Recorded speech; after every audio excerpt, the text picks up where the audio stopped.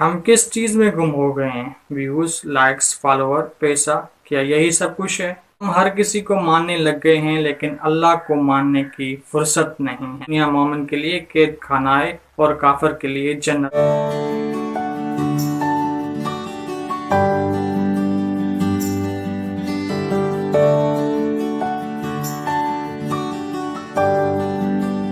ابھی میں سوچتا ہوں کہ ہم سب بھاگ رہے ہیں اور روزی کے پیچھے، شہرت کے پیچھے، ویوز کے پیچھے، لیکن جس نے سب کچھ دینا ہے ہم اسی کو ہی بھول گئے۔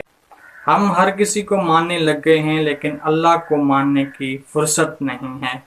اللہ فرماتا ہے فَاذْكُرُونِي أَذْكُرْكُمْ، تم میرا ذکر کرو میں تمہیں یاد رکھوں گا۔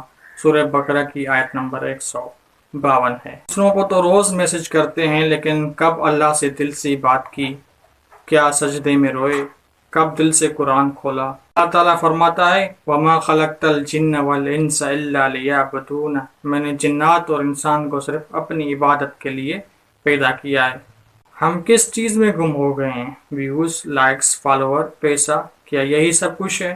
اللہ کے رسول صلی اللہ علیہ وآلہ وسلم نے فرمایا دنیا مومن کے لیے قید خانہ ہے اور کافر کے لیے جنت ہے۔ صحیح مسلم کی حدیث ہے۔